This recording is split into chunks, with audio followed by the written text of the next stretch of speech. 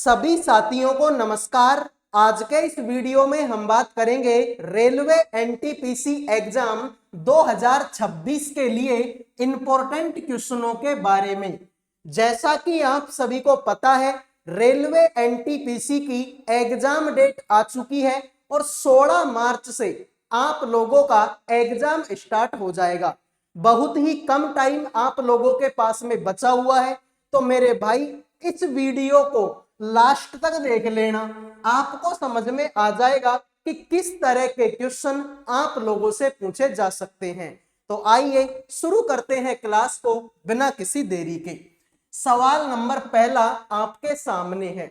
60 व्यक्ति उत्तर दिशा की ओर अभिमुख एक पंक्ति में खड़े हैं। मयंक दाएं छोर से 13वें स्थान पर है, जबकि किशन बाएं छोर से 18वें स्थान पर है। तो मयंक और किशन के बीच कितने व्यक्ति मौजूद हैं?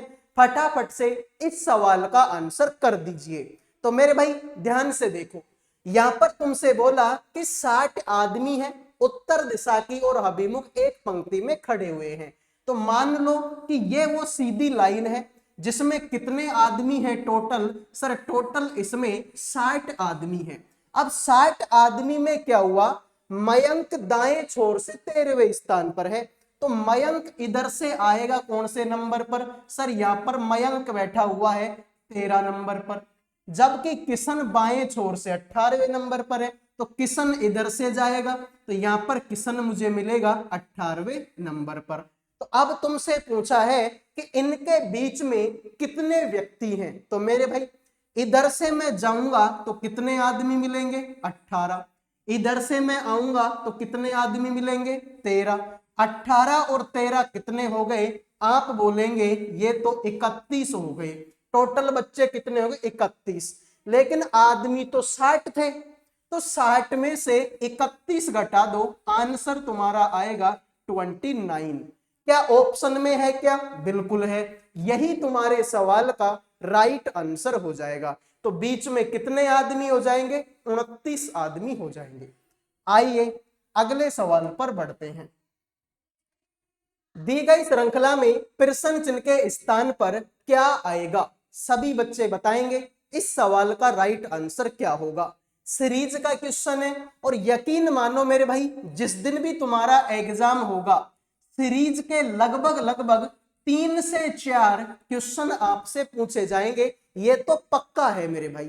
तो यहां पर देखो भाई, अगर मैं 2 में 6 जोड़ता हूं तो 8 होगा, 8 में 10 जोड़ता हूं तो 18 होगा, 18 में मेरे भाई 14 जोड़ूंगा तो 32 होगा, 32 में 18 जोड़ूंगा तो 50 होगा। कुछ समझ में आया? हाँ सर। 6 में 4 जोड़ेंगे 10, 10 में 4 जोड़ेंगे 14, 14 में 4 जोड़ेंगे 18, 18 में 4 जोड़ेंगे तो 22 आएगा। तो मेरे भाई इधर को है 50, इधर को है 22, तो 50 को और 22 को जोड़ूंगा तो आंसर कितना आएगा? 72 आएगा। इनको जोड़ने पे कितना आता है? 72। तो जिन्होंने भी आंसर दे दिया उनका सही है, बाकी सभी का ये सवाल गलत हो चुका है। उम्मीद करूंगा ये सवाल भी आपके समझ में आ गया होगा। अगले सवाल पर बढ़ते हैं। वीडियो में आगे बढ़ने से पहले मैं आप सभी को टेक्स्ट बुक के बारे में बता देता हूं। जैसा कि आप सभी को पता है कि टेक्स्ट बुक मेरे भाई ठीक है, इंडिया का ये मान लो कि सबसे बड़ा लर्निंग प्लेटफॉर्म है। तो भाई दिवाली के मौके पर टेक्स्ट बुक पर रंग बरसे सेल चल रही है। इस रंग बरसे सेल में आपको 3 से 4 मार्च तक ये सेल आपकी चलेगी, जिसमें मेरे भाई आपको टेक्स्ट बुक पास प्रो का 1 साल का सब्सक्रिप्शन मिलेगा। वो भी कितने रुपए में? मात्र 349 रुपए में। अगर मेरे भाई आप मेरा कूपन कोड यूज करते हैं जिसका नाम है ओके के 12, तो अगर आप मेरा कूपन कोड यूज करते हैं तो आपको यहाँ पर 12% का और डिस्काउंट भी देखने को मिल जाएगा। यानी कि मेरे भाई पूरे 1 साल का टेक्स्ट बुक पास प्रो का सब्सक्रिप्शन आपको मिलेगा मात्र 349 में। अगर आप मेरा कूपन कोड यूज करते हैं तो भाई आपको 12% का एक्स्ट्रा डिस्काउंट भी देखने को मिल जाएगा।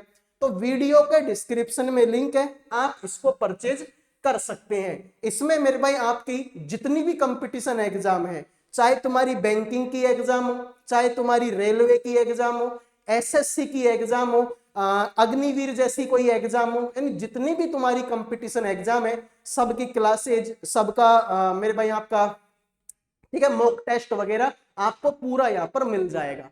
तो मात्र 349 रुपए का है। मेरा कूपन कोड यूज करेंगे तो 12% का डिस्काउंट भी आपको यहाँ पर देखने को मिलेगा। तो जिन भी बच्चों को मेरे भाई इसको परचेज करना है तो वीडियो के डिस्क्रिप्शन में लिंक है, वहां से आप इसको परचेज कर सकते हैं। 3 तारीख और 4 तारीख के बीच में ये आपकी सेल चलेगी, तो टाइम बहुत ही कम है। वीडियो के डिस्क्रिप्शन में लिंक पे जाके आप इसको परचेज कर सकते हैं। ठीक है मेरे भाई, आइए अब बढ़ते हैं अगले सवाल पर। अगला सवाल आपके सामने है और यकीन मानो मेरे भाई इस तरीके के सवाल काफी बेहतरीन होते हैं। काफी सारी एग्जामों में इस तरीके के सवाल पूछे जाते हैं और रेलवे के तो फेवरेट सवाल है ये। आपसे मेरे भाई बोला है कि a प्लस बी का अर्थ है ए बी की क्या लगती है, बहन लगती है। ए एट द रेट बी का मतलब है ए बी का भाई लगता है। माइनस का मतलब है ये इसकी पत्नी लगती है और हैज का मतलब है ये इसके पिताजी लगते हैं। तो आपसे बोला है कि बताइए ओ का वी से क्या संबंध है। तो देखते हैं आप में से कितने बच्चे बताएंगे कि ओ का वी से क्या संबंध है। ध्यान से देखो मेरे भाई, मजा आ जाएगा। यहां पर तुम्हारा एट द रेट है, हाँ सर, और एट द रेट का मतलब क्या था कि सर ये इसका भाई लगता है, तो इसका भाई लग जाएगा ये ओ।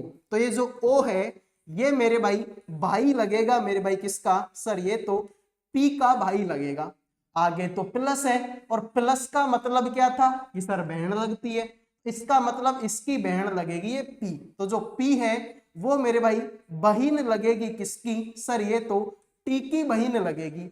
आगे तो हैज है, हैज का मतलब क्या था कि पिताजी लगेंगे, तो इसके पापा लगेंगे ये टी। तो टी जो है पापा लगेंगे मेरे भाई किसके, सर जी के पापा लगेंगे। आगे माइनस है और माइनस का मतलब क्या है कि ये इसकी पत्नी लगती है, तो इसकी पत्नी लगेगी ये जी। तो जी जो है पत्नी लगेगी मेरे भाई किसकी, सर वी की पत्नी लगेगी। अब अगर मेरे भाई तुम इनके चक्करों में पढ़ोगे तो सवाल को गलत कर दोगे और कठिन भी हो जाएगा। ठीक है मेरे भाई, देखो एक बात यहां तक तो तुम्हारे समझ में आ गया होगा कि यहाँ पर एट द रेट था, तो एट द रेट का मतलब क्या था कि भाई लगेगा, तो मैंने इसको इसका भाई बना दिया। आगे मेरे भाई प्लस था, प्लस का मतलब तुमको पता है बहन लगती है, तो मैंने इसको इसकी बहन बना दी। आगे मेरे भाई हैज है, हैज का मतलब तुमको पता ही पापा लगेगा, तो मैंने इसको इसका पापा बना दिया। आगे मेरे भाई माइनस था, माइनस का मतलब है ये इसकी पत्नी लगेगी, तो इसकी पत्नी मैंने इसको बना दी। यहां तक क्लियर है। अब तुम ऐसे करोगे ना कि वी की पत्नी जी है, जी के पापा टी है, टी की पत्नी बहन पी है, इस तरीके से करोगे तो गलत कर जाओगे। तुम क्या करना, इन सबको कुएं में पटक दो, इनसे मुझे कोई मतलब नहीं है। मैं तो ये मानता हूं कि यहां पर मैं बैठा हुआ हूं, ये कौन है, मैं हूं, तो ये मैं हूं, तो ये मेरी पत्नी है, ये मेरी पत्नी के पापा मान यानी कि मेरे ससुर हैं, मेरे ससुर की बहन है और उसका भाई है, मेरे ससुर की बहन का भाई। तो ससुर की बहन का भाई बोल दो या ससुर का भाई बोल दो, एक ही तो बात है भाई। मेरी बहन का भाई बोल लू मैं, चाहे मेरा भाई बोल लू, बात तो एक ही है भाई। मैं बोलूंगी तुम्हारी बहन का भाई, तुम्हारी बहन का भाई, तो तुम्हारा भी तो भाई लगेगा। तो मेरे भाई ये हो गया सर पत्नी के पापा का भाई, पत्नी के पापा का भाई। जिन्होंने बी आंसर दे दिया उनके मजे हो गए, बाकी सभी का ये सवाल गलत हो चुका है। तो सभी स्टूडेंट वीडियो को लाइक कर दो, चैनल को सब्सक्राइब कर दो, बिल्कुल फ्री होता है। अंग्रेजी वर्णमाला क्रम के आधार पर BFKP का संबंध एक निश्चित तरीके से XAGK से है, उसी प्रकार LLUV का संबंध HGQQ से है। समान तर्क का अनुसरण करते हुए ZWIG का संबंध दिए गए विकल्पों में से किससे होगा। तो सभी बच्चे बताएंगे इस सवाल का आंसर क्या होगा। तो देखते हैं कितने बच्चे सवाल का आंसर करेंगे। कोडिंग डिकोडिंग का सवाल है और कोडिंग डिकोडिंग के सवालों में पहला काम क्या करना होता है, इनकी नंबरिंग देनी होती है। तो आप ऐसे करो, इनकी नंबरिंग दो, BFKP। तो बी आएगा 6 नंबर, सॉरी बी आएगा 2 नंबर पर, F आएगा 6 नंबर पर, K आएगा 11 पर और P आएगा 16 पर। इसको मेरे भाई इस तरीके से लिखा गया, X आएगा 24 पर, A आएगा 1 पर, G आएगा 7 पर, K आएगा 11 पर। तो मेरे भाई ध्यान से देख, सर 2 में से अगर मैं 4 कम करूंगा तो 24 आएगा, 1 में से 6 में से 5 कम करूंगा तो 1 आएगा, 11 में से 4 कम करूंगा तो 7 आएगा और 16 में से 5 कम करूंगा तो 11 आएगा।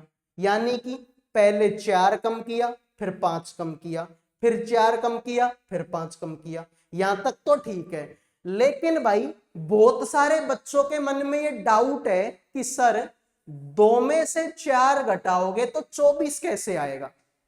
भाई मैंने यही बोला है कि 2 में से 4 घटाया तो 24 आ गया, ये कैसे पॉसिबल है सर। तो देखो भाई, अगर मैं 2 में से 4 घटाऊंगा तो -2 आएगा। लेकिन मेरे भाई ये सवाल किसके हैं, अल्फाबेट के हैं। भाई ये अल्फाबेट के अक्षर ही तो हैं, ABCD के अक्षर ही तो हैं, और ABCD के अक्षरों में तो 26 अक्षर होते हैं भाई, 1 से लेके 26 तक। तो माइनस के कहां से लाऊं मैं, जब होते ही नहीं है तो 26 होते हैं। तो ऐसे करो, इसमें 26 जोड़ दो, तो 26 में से 2 घटेगा तो क्या बचेगा, 24। इसलिए मैंने क्या बोला था कि 2 में से 4 घटाओगे तो 24 आएगा।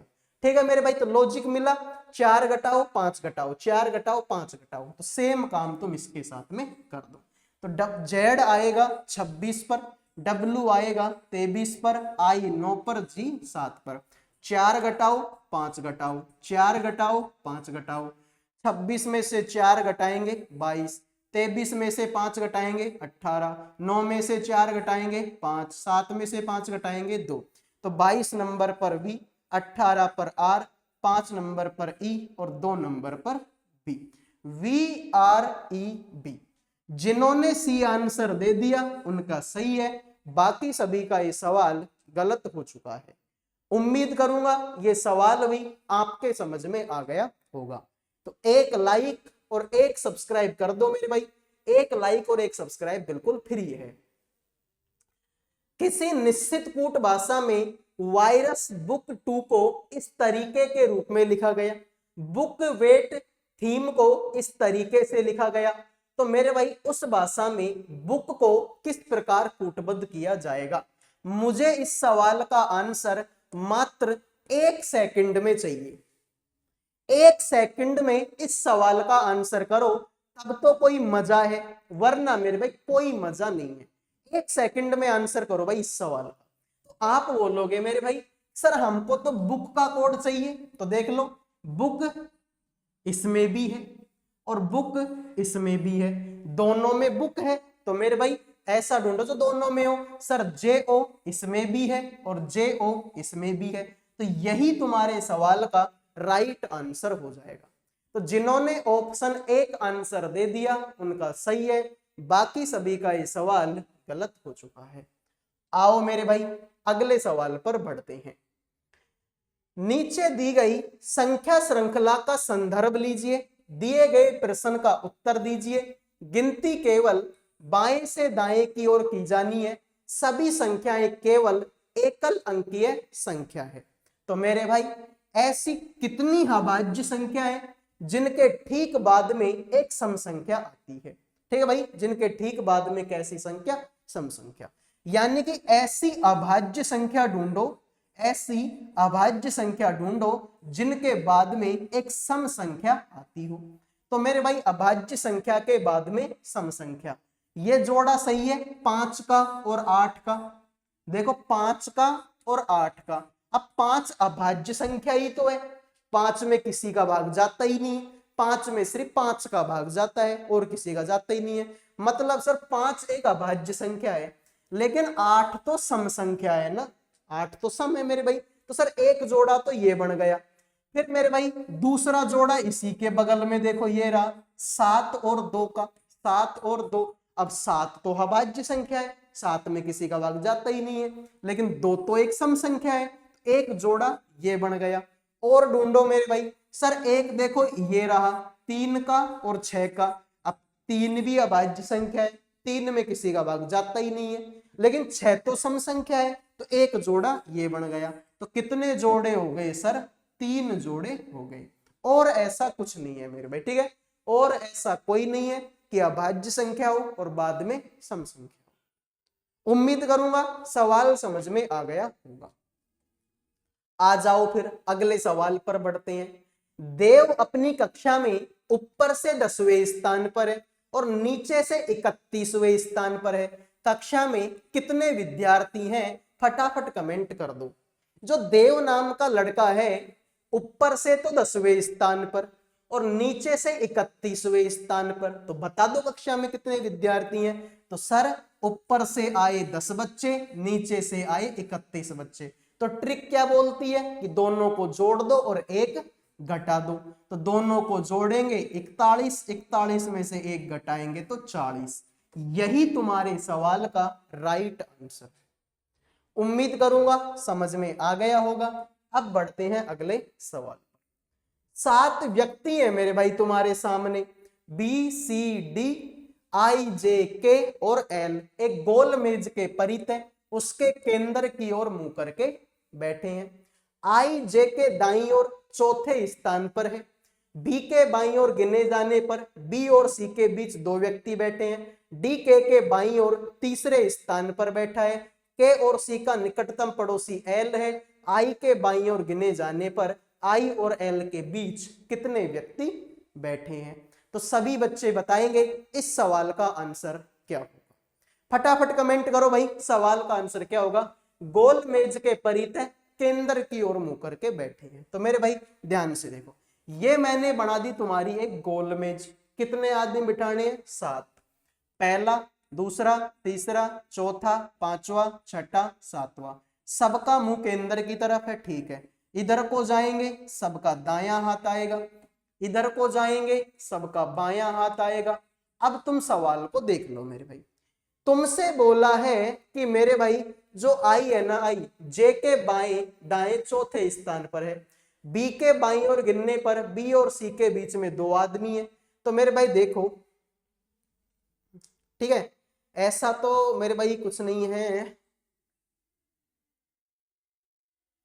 ठीक है। देखो इस लाइन से करो पहले तुम, ठीक है, इसको करो। डी जो है के बायां तीसरा है, तो तुम्हारा जहां मन करे वहां तुम के को बिठाओ।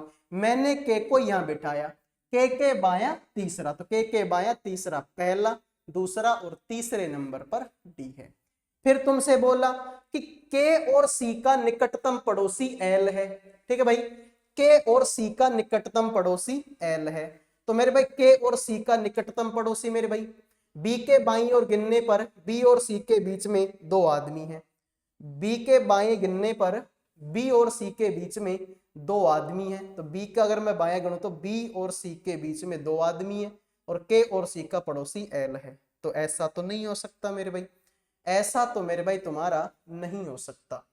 तो बी का बायां गिनूंगा, ठीक है, तो ऐसे कर दो, बी को यहां बिठाओ तुम, बी का बायां गिनो, बी का बायां पहला, दूसरा और तीसरा। तो बी के और सी के बीच में 2 आदमी है। तुमसे बोला के और सी का पड़ोसी एल है, के और सी का पड़ोसी एल हो गया।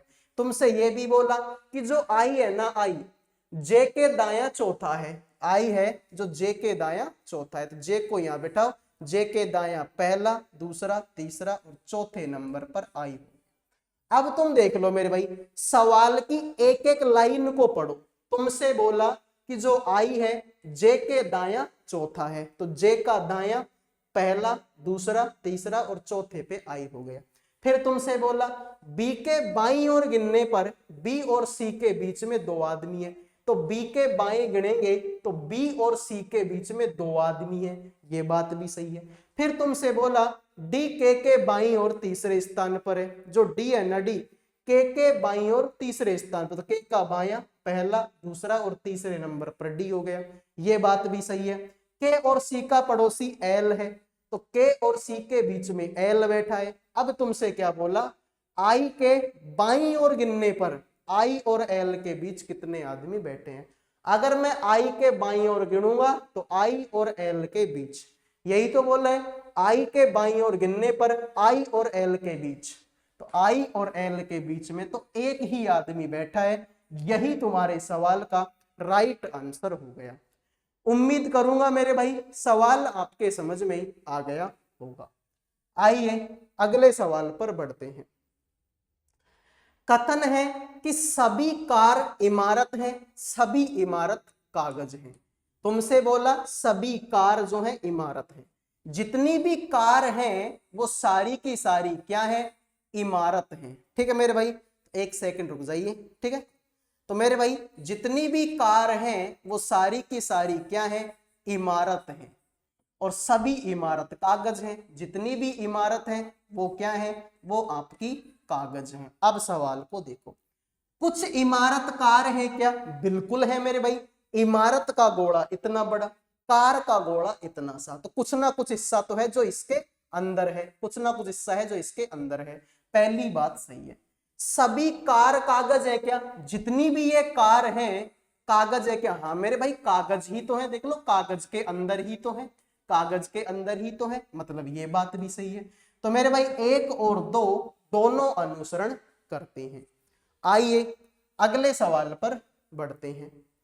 जब संख्या तुम्हारे सामने है मेरे भाई, ठीक है, संख्या मैं लिख देता हूं तुम्हारे सामने। जब संख्या 1 3 6 4 5 9 2 8 के प्रत्येक अंक को बाएं से दाएं अवरोही क्रम में व्यवस्थित किया जाए। अवरोही का मतलब क्या है कि पहले बड़ी संख्या, फिर उससे छोटी, फिर उससे छोटी, फिर उससे छोटी। ठीक है, तो पहले सबसे बड़ी संख्या कौन सी है, 9, तो 9 लिख दो। 9 से छोटी 8 है तो 8 लिख दो। 8 से छोटी 7 नहीं है तो 6 है तो 6 लिख दो।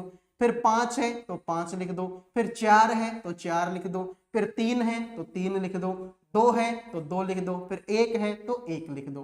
तो मेरे भाई कितने अंकों का स्थान अपरिवर्तित रहेगा, कितने अंकों का स्थान अपरिवर्तित है। सर 1 की जगह पे 9 आ गया, हटा दो मेरे भाई। 3 की जगह पे 8 आ गया, हटा दो। 6 की जगह पर 6 आ गया, पहला तो ये सही है। 4 की जगह पर 5 हटा दो, 5 की जगह पर 4 हटा दो, 9 की जगह पर 3 हटा दो, 2 की जगह पर 2 आ गया, ये ठीक है। 8 की जगह पर ये हटा दो। कितने अंकों का स्थान अपरिवर्तित, सर 6 की जगह पे 6 और 2 की जगह पर 2। तो मेरे भाई 2 ही अंक ऐसे हैं जिनकी स्थिति में कोई परिवर्तन नहीं हुआ। क्लियर मेरे भाई, बिल्कुल। तो ये थी आज की एक छोटी सी क्लास। उम्मीद करूंगा ये क्लास आपको पसंद आई होगी। अगर आपको बड़ी क्लास से चाहिए तो एक बार आप कमेंट कर देना कि हाँ सर आपकी क्लास हमें अच्छी लगी, हमें और भी क्लास चाहिए, और वो भी बड़ी बड़ी चाहिए, और वो भी लाइव चाहिए। तो आप कमेंट कर देना, आप लोगों के लिए लाइव क्लासें मैं लगा दूंगा। तो अगले वीडियो में मिलेंगे। जय हिंद, जय भारत।